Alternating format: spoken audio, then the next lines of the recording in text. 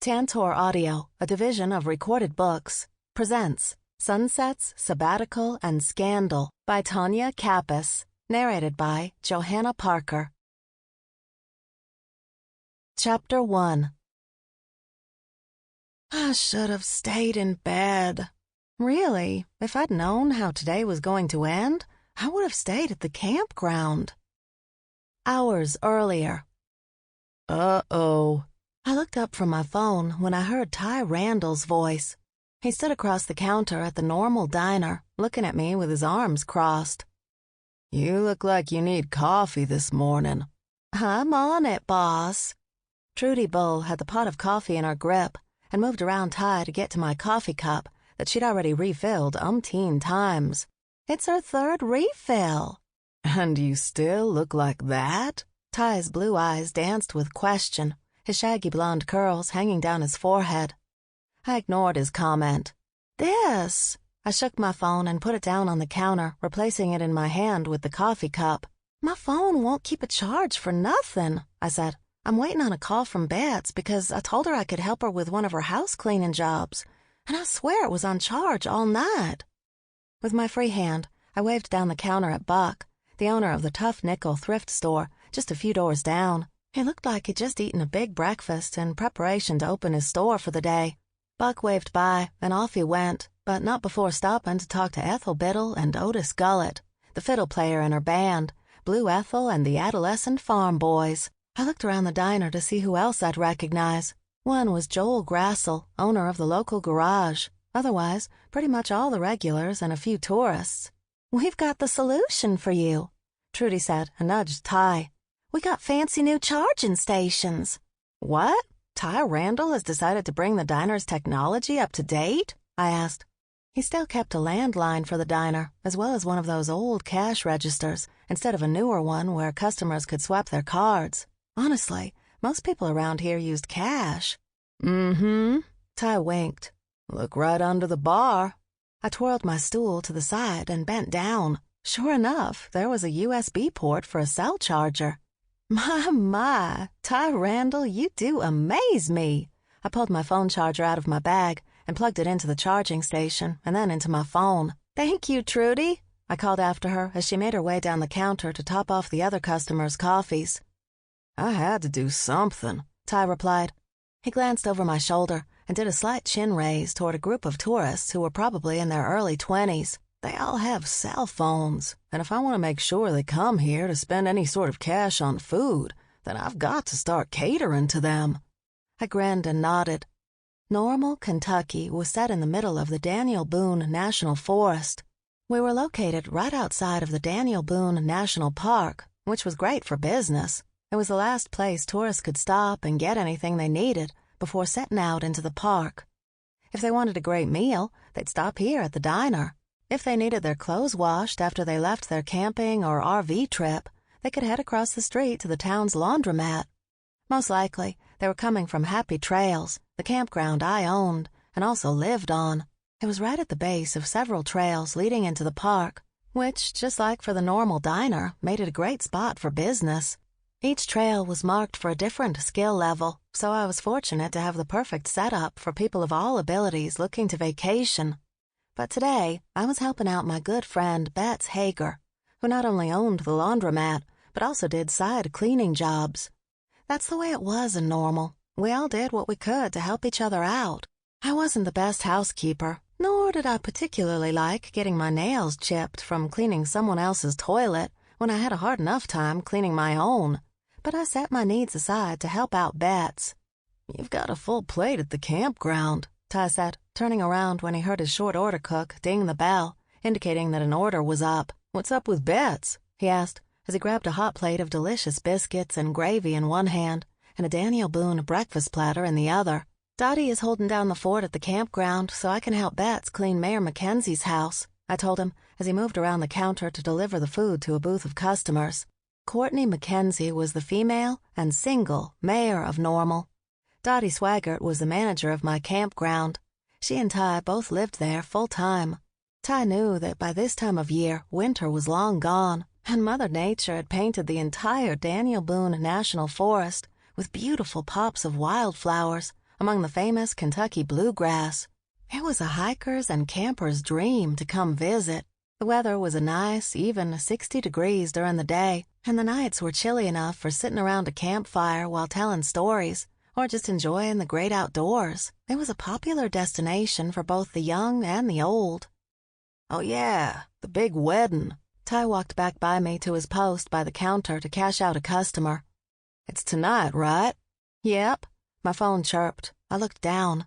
The house has to be ready for out-of-town guests, and Courtney didn't want Bets to come until today because she was sure it would have gotten all messed up again if we'd cleaned yesterday, so she needs all hands on deck. "I didn't get an invite to the wedding, did you?" he asked, leaning his hip up against the counter. "No, which means we didn't have to buy a gift." I smacked the counter. "I'm still trying to pay off all the people who donate to the campground, and Ava Cox." "It means we didn't have to turn down the wedding invitation so we could watch the big fight on direct TV. Ty rubbed his hands together. "Oh, yeah, you and Hank are watching it at your camper." I had totally forgotten about the big boxing match. It was a big deal around here to get together and pay the premium fee to watch two grown men beat the heck out of each other. "Ridiculous, if you ask me," Trudy said as she hustled past me. "You can go down to the bar and see all the fights you want for free." "You know," Ty looked over and smiled, "you could get a big screen theater type addition to the campground." "What part of me saying I'm working extra jobs to pay Ava Cox do you not understand?" Ava Cox was the lawyer who had helped me out of many situations when she really hadn't needed to. Her life had been completely altered by my ex, and now dead ex-husband. It's no big secret how I came to be the proud owner of Happy Trails. My now dead ex-husband, Mae West, and I had lived a fabulous and luxurious life in Manhattan. We'd even had us a house on the water in Hampton. It was a life I'd loved so much that I didn't pay attention to what Paul was up to. In fact, he was a passenger on an airplane when I was a flight attendant when we first met, and it was as if he'd charmed me right off that plane and into the Justice of the Peace office. I'd loved him, even though he was much older than me. We'd had a happy life, or so I thought, until the FBI had raided our Manhattan apartment, taking him to jail for a Ponzi scheme that stole millions, if not billions, of dollars from our friends and community members. It was only then, when our lawyer took the keys to my Maserati in exchange for a small, rusty key dangling from a miniature plastic flamingo that belonged to a drivable camper in much need of a makeover, that I learned I was the owner of a campground in Kentucky. Ironically, it was the place I desperately tried to escape my whole life, and finally had, as soon as the clock struck midnight on my 18th birthday. Regardless, that's how I ended right back in Kentucky, where I was now the proud owner of a run-down campground. "I'm sure everyone is fine with how you're paying them back." Ty smiled. It brought back a lot of memories of how kind he had been to me when everyone in Normal was not so accepting, most of them having been scammed by Paul. "It's taken me the better part of almost 2 years," I exhaled, "and my family moving here to help me pay everyone off." "I got an invite to the wedding," Trudy butted in, wiggling her eyebrows as she grabbed a tray of food from the pass-through window. "You did?" I questioned. "Mm-hmm." She smiled so big when she passed by. "+1. You got a date?" I teased. "Why, I can't wait to hear all about it." "We won't hear anything else but that tomorrow," Ty hollered across the diner so Trudy could hear. "And you open." Then he looked at me with a straight face. "She better be here to open. We are busy, and she better put that phone away. Jeez, get off that dating app." "Dating app?" I questioned. "Honey, men around here are slim pickings. I've been known to go out with some men on the dating app." Trudy giggled and tapped on her phone while she walked back toward us, before slipping it into the front pocket of her apron. Her bright yellow fingernail polish always made me smile. I couldn't help but laugh, but I stopped when I heard the familiar voice of my foster brother, Bobby Ray Bonds. He was standing and talking to someone in a booth, who I bet had to be traveling through for work. He didn't have on any hiking gear, and instead wore a nice short-sleeved shirt and khakis. But it was the open laptop in front of him that told me he was a businessman. Tourists rarely brought a computer or tablet when they came to Normal, It was a place to get away and relax. Plus, there was very little cell or data service around. "Do you remember Maybelline?" I rolled my eyes when I heard Bobby Ray call me by my full name, but I turned around and waved. I had no idea who the guy was, but apparently he was from the past I'd spent years trying to outrun. "Yep, Maybelline West," I heard Bobby Ray confirm. Unfortunately, he was acknowledging my legally married name, which was tainted with Paul's illegal ways, and the one thing that ultimately got him murdered. "It seems like you've got someone here who knows you." Ty offered a heartwarming smile. He knew how much I'd struggled with what Paul did, and how hard I'd worked to bring the economy back to life and normal. I got to get going anyways. I gathered my things, and as soon as I pulled the cord out from the charging station, a hiker hurried over and plugged in. "Thanks for the charge," I said. "No problem. I'll see you tonight." Ty grabbed the rag behind the counter and wiped my spot clean for the hiker. Instead of heading right out to the laundromat parking lot where Betts was waiting for me, I ventured over to Bobby Ray so I could say hello to whoever he'd recognized. "Maybelline, do you remember Gideon Ratimer?" Bobby Ray and I both moved out of Trudy's way while she refilled Gideon's ice water and sat down his ticket. "He was a grade ahead of you and behind me in school." "Hi there, how are you?" I had no idea who this guy was, but I tried not to stay too involved with anyone we'd gone to high school with. "May." Gideon had a nice head of hair. It was thick and brown. Even his side part was perfect and made me a little envious. Heck, anyone with hair different than mine made me envious. I loved the color of my brown hair, but the curly part wasn't so lovable. That's one reason why I grew it long. The longer my hair was, the looser the curls. Today, Mae was pulled back in a ponytail so as not to fall down into Courtney's toilet water when I scrubbed the toilets. "You have turned out to be one beautiful woman." Gideon eased back into the vinyl of the booth. "You can imagine my surprise when I heard Bobby Ray here call out my name." "Yeah." Bobby Ray laughed and elbowed me. "Gideon is a travel blogger. Makes money at it on the internet." "Is that right?" Now that got my attention. I'd worked really hard not only to redo the campground to help the economy, but to help other businesses in Normal revamp themselves as well. I even got a key to the city for an economic plan I used to stimulate a booming economy year-round rather than just seasonally. Did you know I own Happy Trails Campground? "I've read all about it." "And that's you?" he questioned with amazement on his face. "Huh, wow.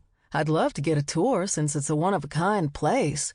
It was one of a kind back a couple years ago, but I think a lot of areas have started to embrace the glamping life. I did bring a little sophistication to camping. I'd love to show you around." "Now?" Gideon shut the computer like we were heading there. "I can't right now, but later." I pointed to Bobby Ray. "You exchange numbers with Bobby Ray, and I'll give you a text. Right now, I have to meet my friend." I moved my finger to the window and pointed to Betts's van she used for her cleaning jobs. "How long are you in town?" "I was just passing through, but I'll stay a few days. I can work from anywhere." He smiled and nodded. "Gosh, Bobby Ray and Mae. I never would have guessed I'd run into either of you here, but both?" It was funny how life turned out. I sure knew that, but I was going to have to look this guy up in my yearbook when I had time to go see Mary Elizabeth Moberly, my foster mother, at the milkery. I was positive Mary Elizabeth would remember Gideon Ratimer. She never forgot anyone, even if she did only meet them once. Chapter 2. "Who?" Mary Elizabeth Moberly questioned when I asked about Gideon Ratimer at the milkery. I'd stopped by on my way back to the campground after Betts and I had finished cleaning Mayor Mackenzie's house. "Never heard of him." Mary Elizabeth's southern accent made me smile. She dug out a handful of her special udder cream she made for milking cows and rubbed it into each one of my hands. "Is he single?" Don Gentry, co-owner of the milkery with Mary Elizabeth, had set down freshly baked blueberry muffins made with freshly picked blueberries right here off the milkery farm. "I have no idea." My mouth watered at the golden brown muffins with their glistening, buttery tops that I knew were for dessert for the couple of people they already had staying at the bed and breakfast. The fluted cast-iron muffin pan used to bake them made them look so pretty.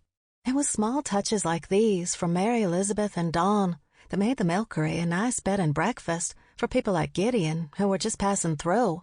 Well, you're going to have to go fetch one of mine or Bobby Ray's yearbooks to look him up, because I got a text from him saying he suggests Gideon stay here a few days.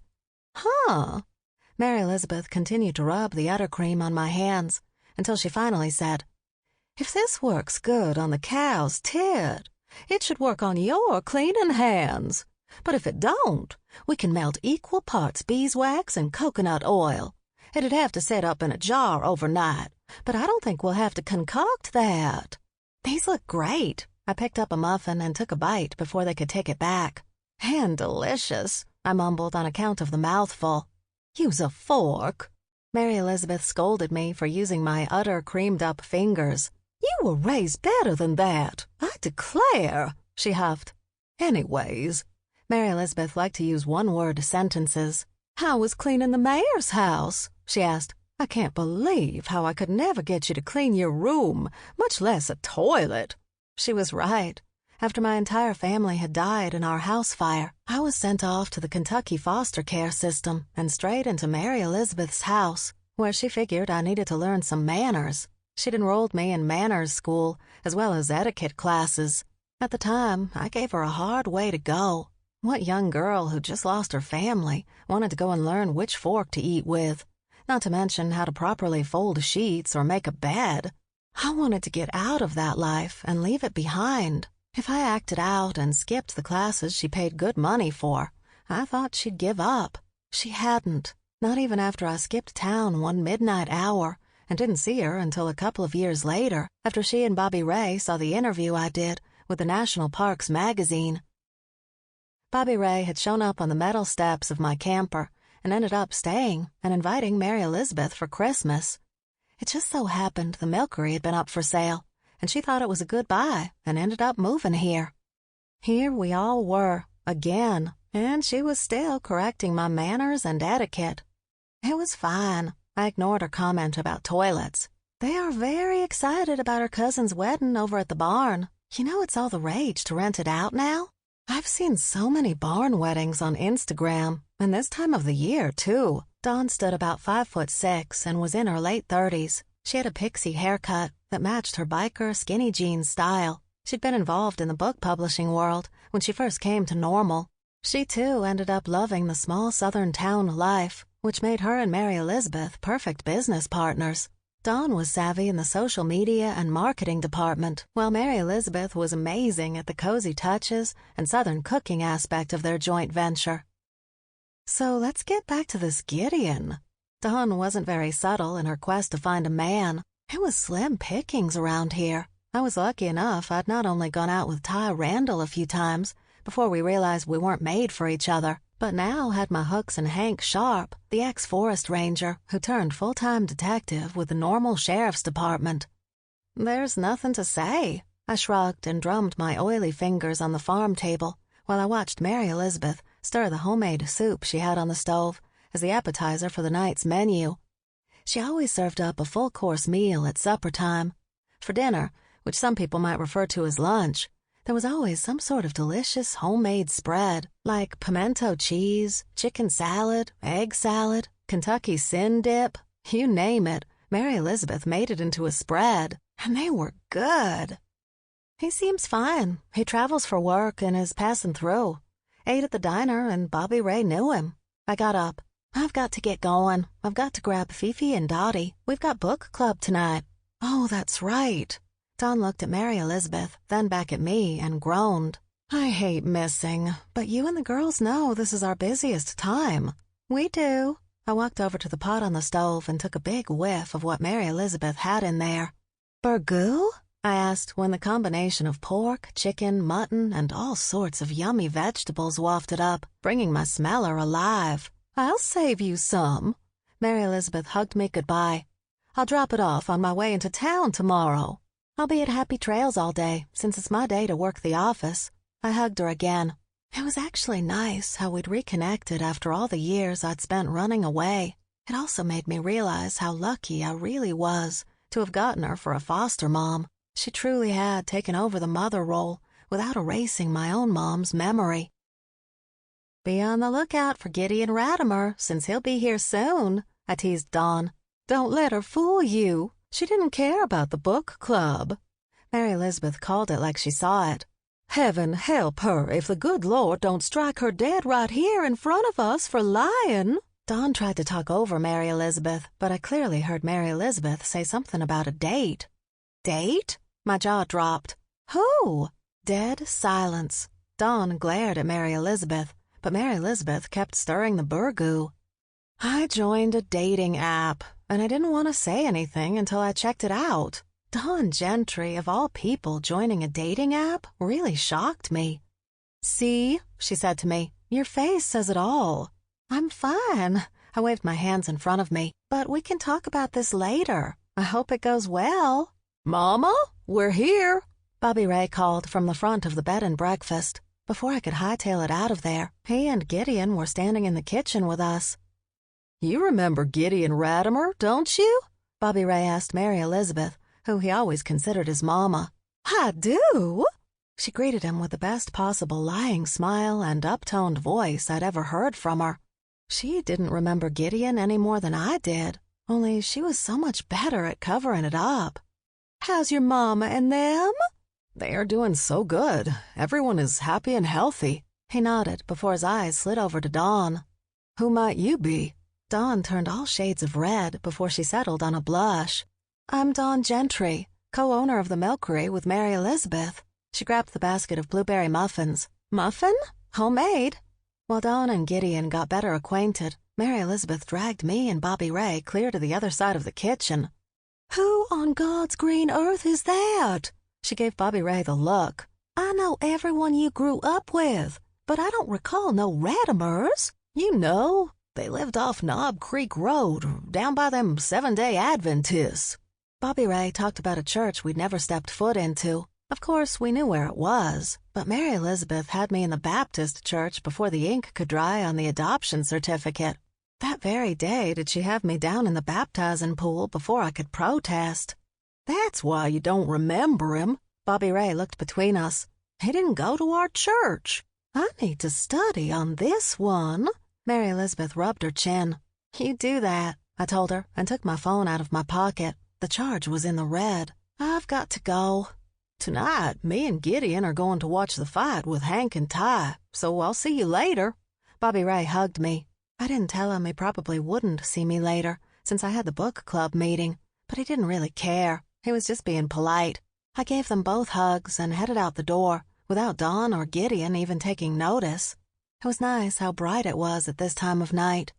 That's the way it was with daylight savings time. The winter days started to get dark around 5:30 p.m., where the spring and summer days got dark around 8 p.m. We could always tell that spring had sprung, not only by the amazing foliage coming to life, but by the sunlight. Plus, I really loved seeing my guests at Happy Trails Campground, enjoying the amenities we provided. When I drove up the gravel road that dumped out into the parking lot of Happy Trails, I noticed the light was on in the entertainment room, where a few children were playing video games. There were some people fishing around the lake, and a few out on the water in paddle boats. Even a few campfires had been started. The mingling always brought a smile to my face. "Where's my baby?" I called out to Dottie Swaggart when I drove past her camper, which was the first camper on the right side, right across from the campground office. "She's running around here somewhere." Dottie took a long drag of her cigarette. "Fifi," she called as a puff of smoke circled her red hair she tied up in a handkerchief. She pointed off into the distance with the cigarette nestled between her middle and pointer fingers. "In the lake with Chester." "Aw, Dottie," I grumbled and brought the car to a slow stop. "I don't have time to wash her up before our book club." My eyes fixed upon my little white poodle, Fifi, and Hank's dog, Chester. They were in the lake swimming around, only Fifi was going after the geese, not Chester. He didn't care too much about the geese. He just followed Fifi around. "Then don't." Dottie seemed to have an answer to everything. "Did you get a call from the bank?" "The bank? Yeah, said something about your business account being compromised, or you spent some money that was unusual. You know Ann Doherty and how she talks so fast. Well, it was her that called. Dottie leaned over the picnic table and put her cigarette in the ashtray, snuffing it out. She meandered over like she didn't have a care in the world. "When did she call?" I asked, and grabbed my bag from the passenger seat. I reached in and pulled out my phone. Dead. She's dead? Dottie's head jerked up. She picked up the giddy-up in her step, peeping through my window. "My phone is dead." I threw it in the seat. Dottie laid her forearms across the open window and crouched down to look in. My goodness, it looks like the mayor's house did a number on your hands. Tell me about it. I held them out for her to see. I'd gone over to the milkery to get some of Mary Elizabeth's udder cream, so it should be all good by the morning. She's got the best remedies. Dottie turned to look over her shoulder, and I glanced past her when I heard Fifi barking. Looks like she knows Mama's home. She knows it's feeding time. When I opened the door, Dottie took a few steps back so the wet dog could jump in, Chester following a few seconds later. "Ann say anything else?" "Nah, I told her you were working all day in the office tomorrow. She said the bank put the transactions on hold and would get in touch with you tomorrow." Dottie had been the property manager long before me. She'd lived in Normal all her life, and it was just natural for me to keep her on as staff when I took over. "All right," I sighed. If I still lived in Manhattan, the bank would have never called if there was a transaction out of the ordinary. "I'm not sure if that's good or bad. The way I see it." Dottie tugged the old pleather cigarette case from the waist of her jeans, opened the snap closure, and batted out a new cigarette.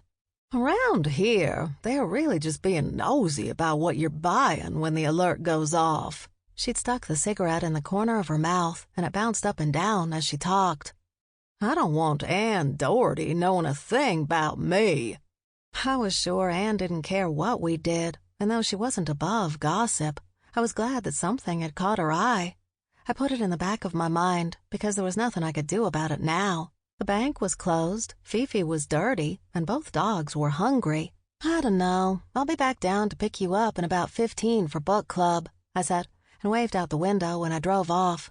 I gave slight waves to some familiar walkers and people gathered around the lake as I drove past them to my camper about midway down. "Look at you, Fifi," I spoke to her through a gritted teeth smile. "You're a mess, and you're a purebred poodle with accreditation."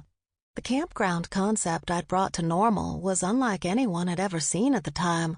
Of course, the office and such were at the top of the campground, but I also had a storage unit on the property, since some of the campers' owners had yearly leases on the spaces. Most of the storage was rented out by them for outdoor furniture and the like.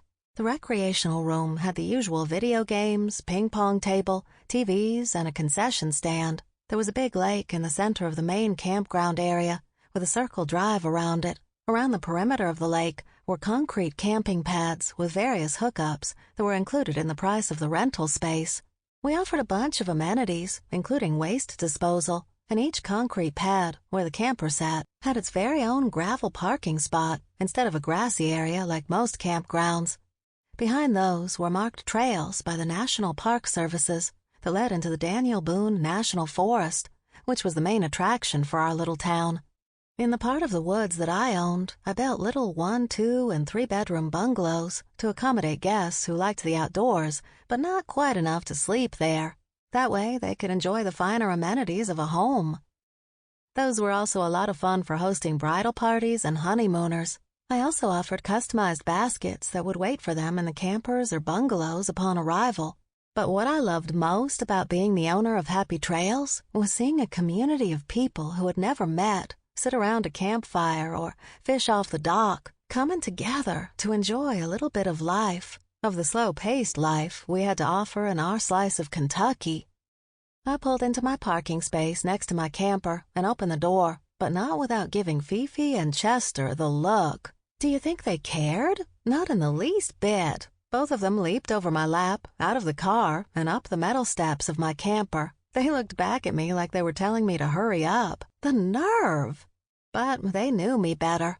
As soon as I unlocked the camper door, both of them ran to their bowls and stood over them, waiting. I should get ready and make you two wait, I told them. They both danced around, wagging their tails. Too bad you're both so cute. Of course, I gave in and opened the cab. Sample complete. Ready to continue?